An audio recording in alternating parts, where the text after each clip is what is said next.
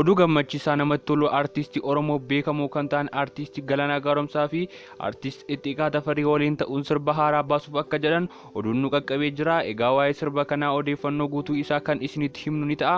Hamma dhumaatti nu hordofa. Egaa warreen chaanaalii keenyaaf haaraa ta'an sabskraayibii gochuun viidiyoo kana illee laayik gochuun akka jalqabdan kabajaan isin gaafadha. Galatooma.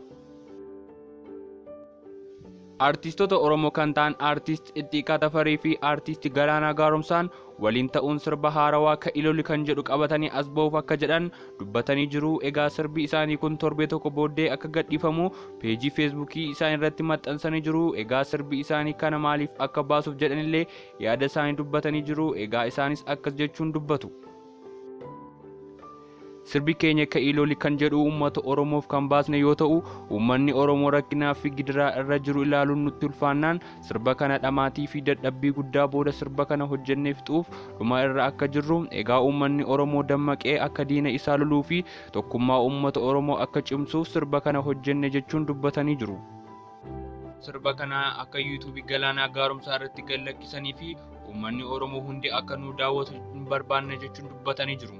Egaa artist Ittiiqaan illee yeroo dhiyoo asitti wareegameera kan jedhu oduun sobaa kan maxxanfamaa ture yoo ta'u, inni garuu wanti kun sobaa ani hin duune uummata koo hin naasina jechuun kan maxxanse yoo ta'u, namoonni baay'een garuu Ittiiqaan du'eera jechuun oduu sobaa kana daddabarsaa turanii jiru.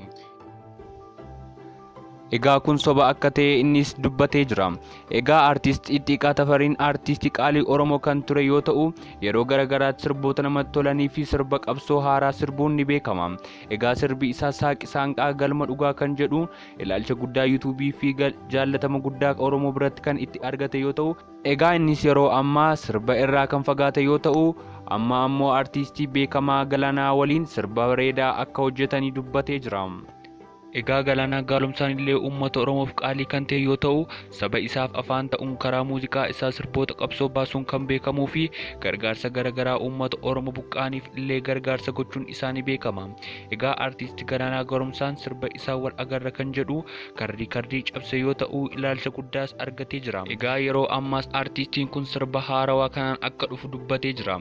Akkasumas chaanaalii Galaanaa Gaaromsaa irratti torbee tokko booddee akka gadhiisan dubbatanii jiru. Egaa artistoonni kun uummata isaaniif afaan ta'uun sirba haarawaa ka ilolu jedhuun as ba'uu fi egaa odeeffannoon kun qabnu har'aa kana fakkaata. Akkasiin jaallatan abdii guddaan qaba. Laayikii sabskraayibii gochuun namoota hedduu bira qaqqabsiisaa isiniin jecha. Egaa viidiyoo kanallee laayik gochuun uummata Oromoo bira qaqqabsiisaa isiniin jedha. Hamma viidiyoo biraa wal agarrutti nagaan nuuf tura.